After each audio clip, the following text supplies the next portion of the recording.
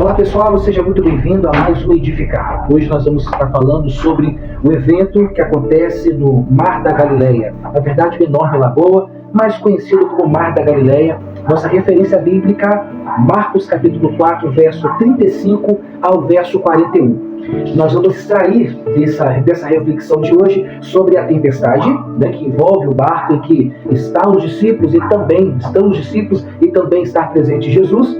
Nós vamos falar sobre o Jesus que tem controle sobre todas as coisas e a fé que é essencial dentro do contexto do que está ali para acontecer. E o Jesus que se coloca diante da tempestade, acalma a tempestade e, por fim, a fé vence o medo. Bom, o Mar da Galileia foi um berço de vários acontecimentos. A infância de Jesus se deu às margens do Mar da Galileia. Seu pai não biológico, de José, ele fabricava barco, ele era um carpinteiro. E Jesus cresceu ali às margens desse mar. Mas também seu ministério se deu ali nas comunidades em torno deste grande lago, o Mar da Galileia. Durante seu ministério, várias coisas aconteceram relacionadas ao Mar da Galileia, como, por exemplo, multiplicação dos peixes.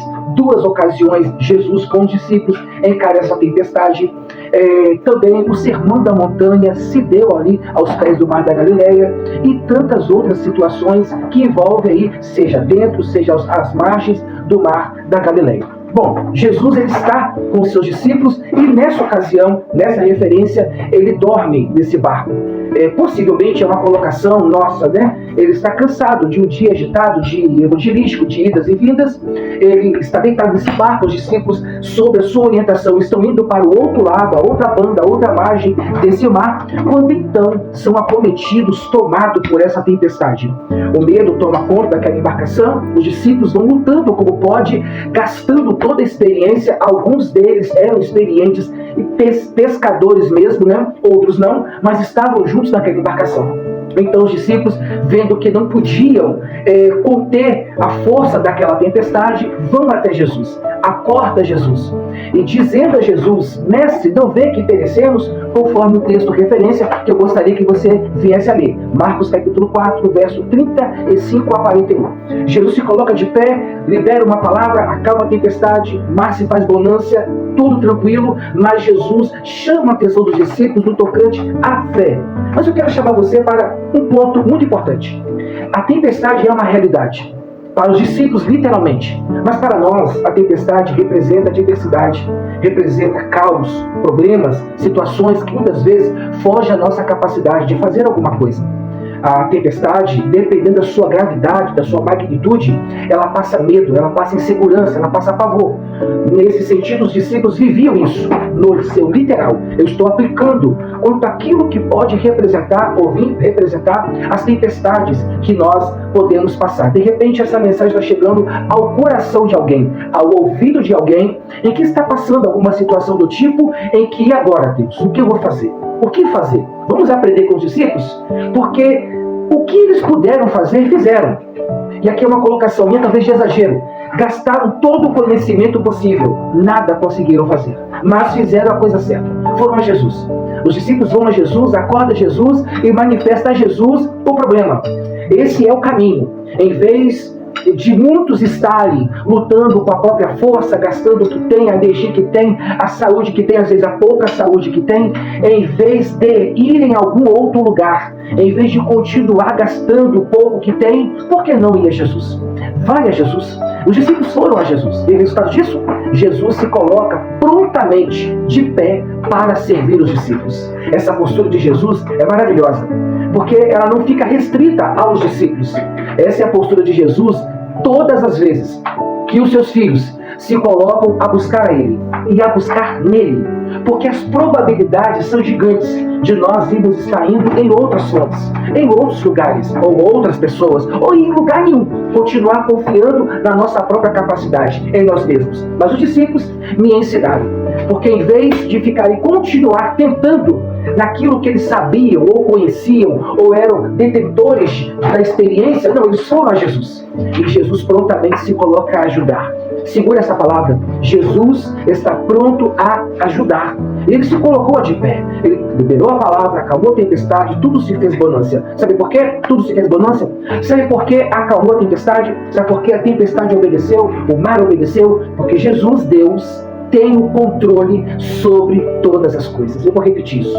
Jesus tem o controle sobre todas as coisas. E aqui, nessa hora, eu quero te convidar para você levar o seu pensamento a uma situação específica em que você esteja vivendo, sua família esteja vivendo. Considere isso. Jesus tem o controle sobre todas as coisas. Busca Ele, busca nele, clama por Ele. E com certeza Ele se colocará de pé para te ajudar. Ele fez isso com os discípulos e continua fazendo isso hoje ainda. Talvez não é o mar da Galileia, da sua Galileia, mas pode ser uma realidade em que você já perdeu o controle sobre ela. Para de lutar. Para de usar as suas forças, para de lutar contra a tempestade. Chama alguém maior do que a tempestade. Chama aquele que tem autoridade sobre a tempestade. Eu vou melhorar. Para de lutar contra a adversidade, contra esse problema. Chama alguém maior do que essa adversidade. Chama alguém maior do que esse problema. Jesus. Ele pode e Ele está pronto para te socorrer. E aí a gente caminha para a nossa última consideração. A eficácia da fé. Como que a fé ela é fundamental nesse momento. Aí vocês observam, isso aqui não tem uma placa denominacional. A fé não pertence a uma religião. A fé não pertence ou não está linkada a um líder religioso. Não, a fé é sua. A fé era dos discípulos, mesmo que naquele momento eles ouviram de Jesus que eles tinham pouca fé. Mas eles tinham fé. E a pouca fé que usaram, eles foram a Jesus. E aqui eu tenho essa lição preciosa para extrair.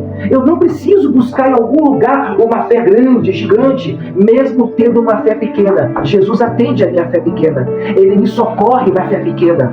Ele fez isso com os discípulos. Então, a fé é essencial para que você mova o mundo espiritual em seu favor. Então vamos fazer uma jogadinha? Enquanto os discípulos não usam a fé, eles usavam a força. Quando eles param de usar a força e usam a fé, é o momento em que eles estão aos pés de Jesus, pedindo a Jesus: socorre-me, Senhor, nos ajuda, nós estamos perecendo. Porque aí eles estão pequenininhos, eles diminuíram, eles viram em si mesma a incapacidade. E aí é a hora de Deus entrar. Enquanto você luta, você é grande. Enquanto você faz, você pode. Mas quando você olha para si mesmo, não tem posição. Não é para mim isso. Eu preciso de Deus. E aí você se torna pequeno e ele já é grande, fica maior ainda, porque a sua fé enaltece, exalta e o glorifica. Deus te abençoe com essa palavra. Marcos capítulo 4, verso 35 a 41, o momento em que Jesus está com seus discípulos no mar da Galileia, é tomado por uma tempestade, Jesus está dormindo, cabeça sobre o travesseiro, os discípulos desesperados, mas ele estava ali presente. Ele sempre está presente. Agora, o que acorda Jesus, numa linguagem figurativa? O que faz Jesus agir? O meu desespero? Não. A tempestade? Também não. O que move Jesus em meu favor é a minha fé. O que move Jesus em seu favor é a sua fé. Não é o seu desespero. Não adianta arrancar cabelo. Não adianta gritar, procurar um culpado. Não. O que move Jesus em seu favor é a sua fé. Então para de questionar, para de murmurar, para de querer criar uma situação a não ser essa. Vai a Jesus. Coloca a sua fé nele e aí ele que pode todas as coisas vai te socorrer. Seja bem-vindo, edificado. Deus abençoe sua vida.